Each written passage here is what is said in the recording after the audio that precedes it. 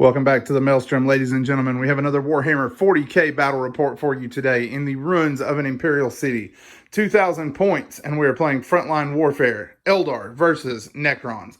So we have 4 objectives that we are trying to fight over, and then secondaries as usual. The Necrons won the role, decided to be defender, and elected to take the far side of the table, which means the Eldar will be coming from here. We'll be right back with the armies.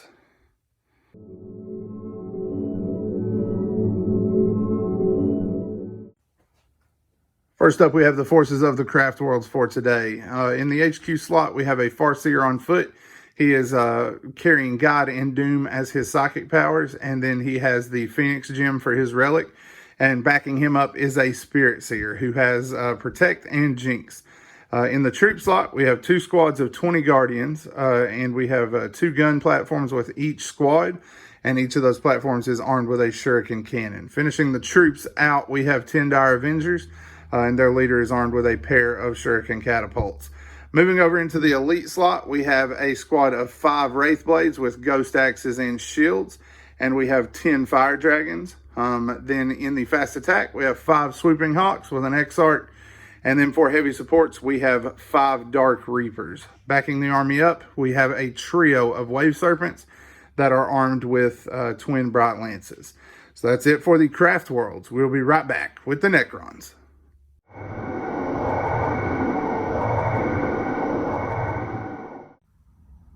Next up, we have the forces of Nefric Dynasty. Starting things off in the HQ slot, we have the Indomitus Overlord.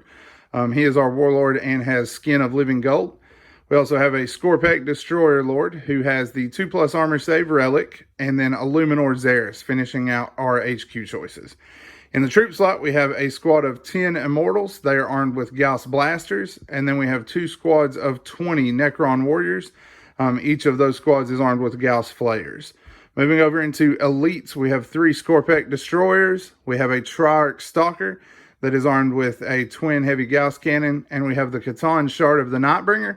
It is coming today with Time's Arrow and Sky of Falling Stars. In the heavy support, we have 2 squads of 3 heavy destroyers, and finishing things off with our flyers, we have 2 Night Sides. So you have seen the armies, and you have seen the table. We will be back as we get stuck into the Maelstrom.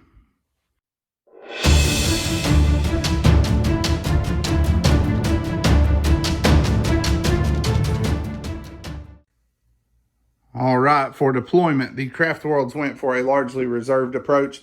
They have the Swooping Hawks Sky Leaping, and they have the 2 squads of Dire Avengers starting in the Webway. In the center, 2 of the Wave Serpents are carrying the Spirit Seer, the Wraith Blades, and the Fire Dragons. The Farseer is back here so he can move in either direction as needed, with the Dire Avenger transport here, and the Dark Reapers taking the high ground here in the tower. For the Necron side, the Scarabs are hiding out here on the flank. We have 2 squads of Necron warriors stretched across the front with the character support in the center. And then the heavy destroyers down here, hiding from the Dark Reapers, but they would not admit as much, I'm sure. And then we have the Triarch Stalker and the 2 flyers as well. The Immortals are coming in from the Translocation Crypt, and the Scorpek Lord and the Scorpek Destroyers are on the Tomb World.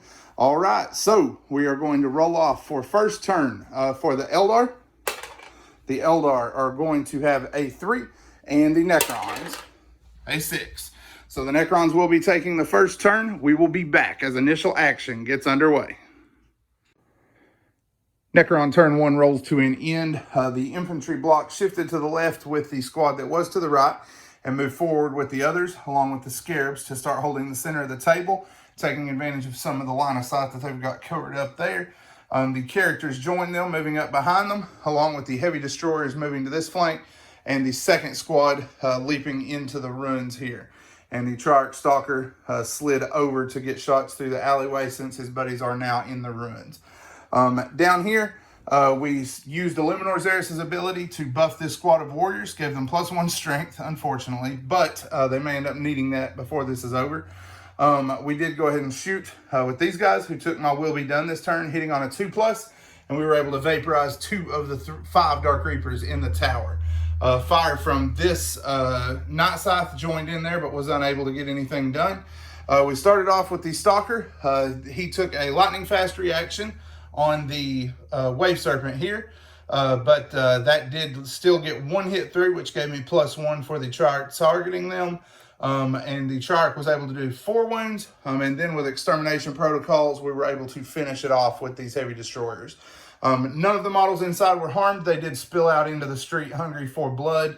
Fire from this Night Scythe was able to do 1 wound to the Craftworlds vehicle here. So that is it for the Necrons on turn 1. Craftworld response coming up next. Eldar turn 1 finishes up. The Dire Avengers jumped out and moved in this direction along with an advancing Farseer, and their transport peeled off to hold this objective. The Spirit Seer led his charges into the center of the street and cast Protect on them to make them a little more tanky for the coming turn. We also got the Fire Dragons out, who moved to here and then used a Fire and Fade following their shooting to move to this objective, and their transport leapt to the high ground here. Shooting was a mixed bag for the Eldar. Guide failed, even with a reroll for Runes of the Farseer, which was trying to get these guys guided so that they could knock some flyers out. However, Doom did go off on this flyer. The Dark Reaper, or the Fire Dragons rather, managed a whopping 3 hits. 1 on this craft, which did 1 wound, and 2 here, which would have done nothing without Doom.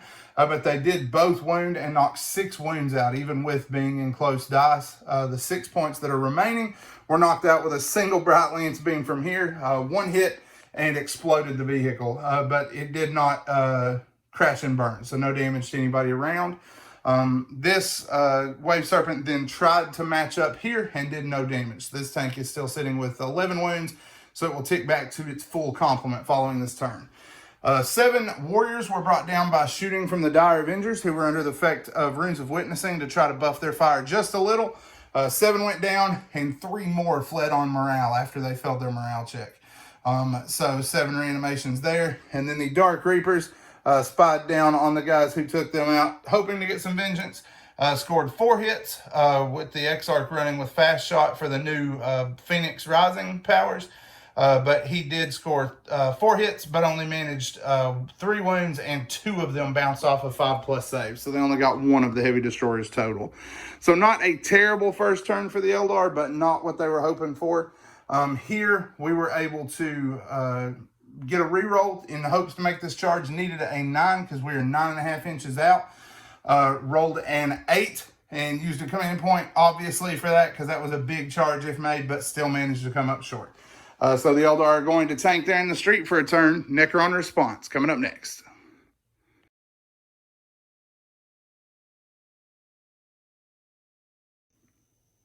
Necron's turn 2 rolls to an end, and as you can see by the cards, it was a busy one. The Necrons here reanimated 5 of their warriors and continued their march. My will be done went back to these guys who were unable to reanimate their poor little friend who got blown up last turn. Everything else slipped into the gap here. Fire through from Xeris did nothing. Bounced off of the protected squad here. We did attempt Time's Arrow from the Catan in an attempt to get rid of that Spirit Seer, but rolled a 4, so didn't hardly finish him with it. We then used Wrath of the Catan and did Seismic Assault here, which killed off a couple of Dire Avengers. The rest were cut down by these warriors. The Immortals came in the backfield. They fired a few shots here and contributed to the demise of the Dire Avengers. The rest of their shots went into this Wave Serpent, which proved brutally deadly to destroy this turn, or difficult to destroy, rather. Lightning Fast Reactions was the first thing to play on it. We did start shooting here in an attempt to clear the objective, so no results there. Then Extermination Protocols from here managed to plink in a handful of wounds, but not many, I think 5. We did another 1 or 2 from these guys who had my will be done and the benefit of the Praetorians to cancel Lightning Fast and get +1, and still weren't able to finish it off. And then we wicked a few more wounds out between the Immortals and the Flyer. In the center, we used a command point reroll on the Catan to get more shots with his Gaze of Death. Got 3 shots and killed 1. The other was wounded once by these warriors and once by the Enmitic Obliterator from the guys who dropped out here. We used an emergency invasion beam, or an enhanced invasion beam rather, to get our Scorpek Lord and Destroyers out to get rid of these Fire Dragons to keep this objective cleaned up. We are charging them now. We lost 2 of our 3 Scorpek Destroyers on the charge. They did pay 2 points to Overwatch, scored 3 hits, 3 wounds. Figured that was the end of the Scorpeks. With their mid roll, they did, or with their first roll, they killed 1. With their middle roll, they did a 2 and a 1. Even with a command point reroll to try to finish them off, still rolled a 2 and a 2. So only managed to bring 2 down total. The third one made it in along with the Scorpek Lord. Almost lost them to Overwatch there. That was nice. Then on this end, we are charging in with the Scarabs against the Farseer, who is suddenly and completely alone. We got several combats to work, and then we will be back. Combat rolls to an end. I did forget to mention the Nightbringer did attempt to charge here, needing a 7. Even with a command point reroll, he still failed, so he did not make it in there. Over here, we lost 1 wound on the Scarabs, and the Farseer took absolutely no damage at all from their attacks. And then here, we managed to cut down 9 of the 10 Fire Dragons. However, the Exarch did use insane bravery to stay in the fight. I'm assuming he's got something nasty up his sleeve for this upcoming turn. So that is it for the Necrons on turn 2. Eldar reinforcements are about to join the battle. Eldar turn 2 goes much better than their first turn. After maneuvering, the Webway strike lands here along with the Children of Baharoth. The other squad lands all the way in the back to start scoring some points for engage on all fronts. And then the Sockers get to work after minimal movement of the stuff that's on the table. The one big move, feigned retreat here, carried the Fire Dragon Exarch out of close combat so that he could try to do something about this objective. He then started off with Sockers. Here we got Protect off again onto these guys, giving them +1 to their saves. God went to these fools, and Doom went to this squad of Necron warriors, which no longer exists. The Blade Storm from here was just too powerful, slaughtered all but 2 of them, and the last 2 were cut down by the Swooping Hawks. On the backfield, the 2 heavy destroyers were cut down by the Shuriken Blizzard from behind them. And then the down here, crazy luck for the Eldar, went very well for them. This tank, crippled up as it is, moved over, sacrificing something for its kin. It popped its Serpent Shield, leaving itself exposed, but rolled 3 mortal wounds and cut down the Scorpek Destroyer. The Fire Dragon then took priority, fired here, scored a hit and a wound, got through the invulnerable save, which was re-rolled and still failed, and then rolled a 6 for his damage, and a single shot blasted the Scorpek Destroyer Lord in half. There is a Resurrection Protocols on him, which we will roll now. 5. He does return. In that case, the Fire Dragon is charging in an attempt to bring him down, since he does just have 1 wound remaining. Standing there is not going to do him any good. This tank then fired its Bright Lances here to absolutely no effect. Same thing from the Dark Reapers. 4 hits, 1 wound, which was easily shrugged by the save here. So the combats to work, we got here going into the Catan, and we got here as the Fire Dragon tries to bring this guy down for the 2nd time in a turn. Combat rolls to an end. The Eldar started here in fear of a counteroffensive and managed to do 7 of 8 wounds to the Nightbringer, leaving him with 1 remaining. Reroll 1s for this guy, saved them there big time. Rolled 5 1s, got all but 1 as a hit. 3 invul saves were failed, and that puts 7 wounds in him. With their consolidate move, moving slightly closer to him, they were able to lock up the Warriors as well. Warriors moved up and surrounded this particular guy. They fought first. They were able to put a couple of wounds in, but through Protect, they couldn't get anything done, and the Nightbringer was able to bring 1 down through their invulnerable saves. On this end, 2 points were spent for counteroffensive. Guess this guy was just nervous after the lucky 6 there to blow him up the first time, and promptly slaughtered the Fire Dragon to continue holding that objective. So that is it for turn 2. Necron response coming up next.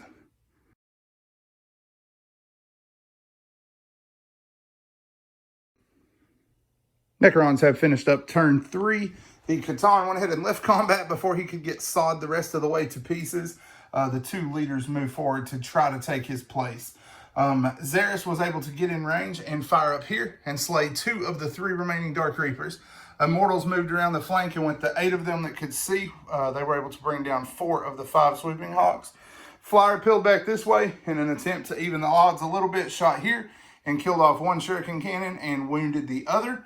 And then the Triarch Stalker peeled back here to get an assault here. Before he went in, he did fire up the gap and do a wound or 2 to this Wave Serpent. These guys then took extermination protocols. One of them fired at the Spirit Seer as the closest visible enemy target, but it was stopped on his invulnerable save. The other 2 fired here and dispatched the tank that the Scorpek Lord was running up to try to take out if necessary at the end of the turn. So we got a few combats to work, and then we will be back. Necron combat rolls to an end. Down here, the Triarch Stalker was able to bring down 1 gun platform and took no damage in return. Here, the warriors stood firm. 1 ghost had to fight them and did no damage. The other 2 swung at Xeris and managed to punch 4 wounds out of him. The Overlord failed to connect with a single attack. He hit with all, but then did not wound with any, and was unable to do anything. Xeris did leave 1 of the 3 Wraith Guard at 1 wound, and the warriors finished pummeling it to death with their blades. Traded 1 warrior there, or 1 ghost warrior there for 4 wounds in Xeris. And then down here, the Scarabs have scratched the Farseer down to 2 wounds remaining, but he has finally killed 1 base and left another with 1 wound gone. So that is it for Necrons in turn 3. Response from the Eldar is next. Eldar turn 3 is up to the assault phase. Wave Serpent peeled over here to hold an objective because the Eldar did not hold any objectives this turn. They went ahead and put this Wave Serpent here. The Swooping Hawk Exarch, who passed his morale check last turn, moved over here to hold this objective. And these guys moved back to deal with the Immortals that were encroaching. The Farseer failed on God.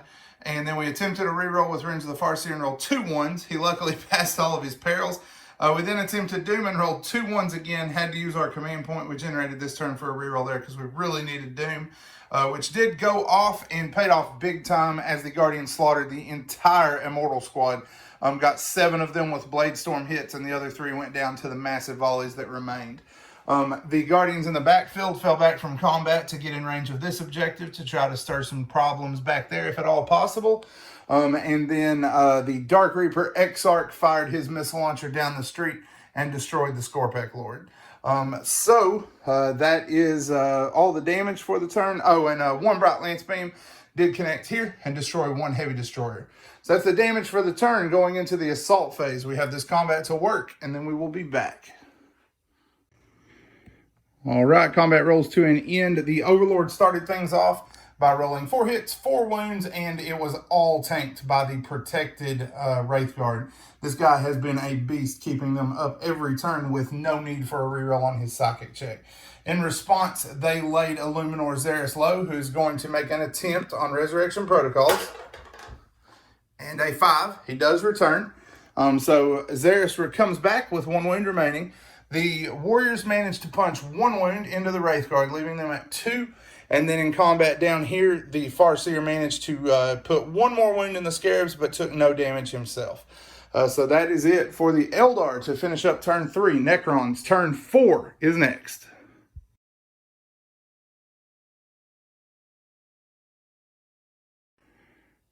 Necron turn 4 is ready for the assault phase. The Warriors and Xeris fell back from close combat, leaving the Overlord to hold on his own. However, he did get some help as the Catan threw Time's arrow and splattered one of the Wraith Guard with that arrow.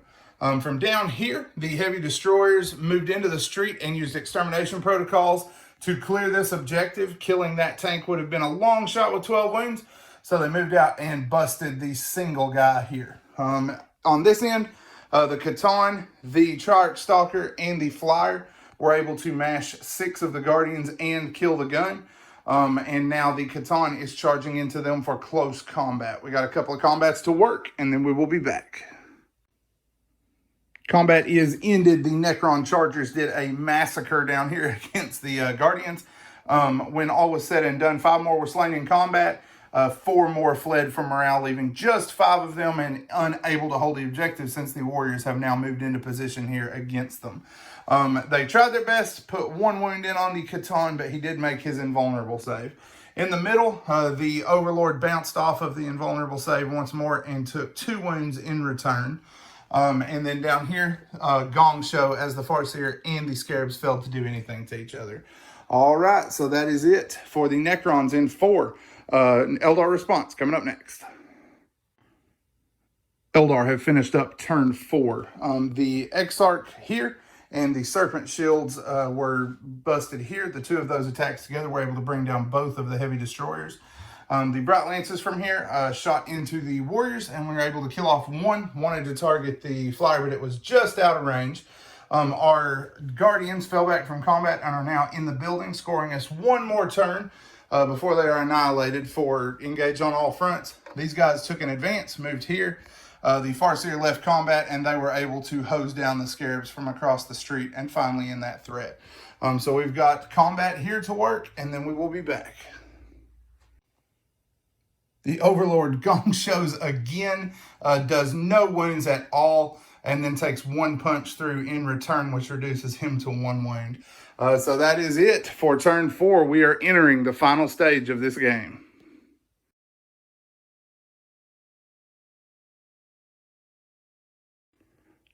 Big turn point wise for the Necrons as they moved into the open here, used My Will Be Done and split their fire against both of the Psykers that were separated from their squads now, and they were able to cut both of them down. The Overlord left combat. He was tired of getting kicked around by this guy. The Triarch Stalker used the last point on a reroll after scoring a hit and a wound to try to get those 3 wounds out. Still rolled a 2. But then the Flyer had flanked again, and it fired in against the Wraith Guard and finished them off finally. That was it up here. These warriors attempted a charge but rolled 2 1s just to try to clear this objective. And in the backfield, we went ahead and worked the combat since that was the only one. The Nightbringer killed 1 Guardian with his Gaze of Death and 3 more in close combat. The last one was unable to wound him, but it did hold firm. So that is it for the Necrons. Eldar finished the game up as strong as possible and go out with a roar, but it is not enough. By holding 2 objectives, they did score 15 points this turn since the Necrons were not holding any where they maneuvered away. The Dark Reaper attempted to bring down the Catan since he is separated now, but he did make his invulnerable save. This squad of warriors was cut down to 5 after morale checks. They lost 11 and then lost a handful more to morale. That was shooting from this squad. And then the Wave Serpent here used our final point, burned his Serpent Shield a second time, and did 3 wounds to this thing. Thought maybe we could bring it down to get another bring it down point, but only managed 3 wounds with the Bright Lances. We did still score full points for engage on all fronts because of the lone Guardian who did survive thanks to the Nightbringer's continual ineptitude.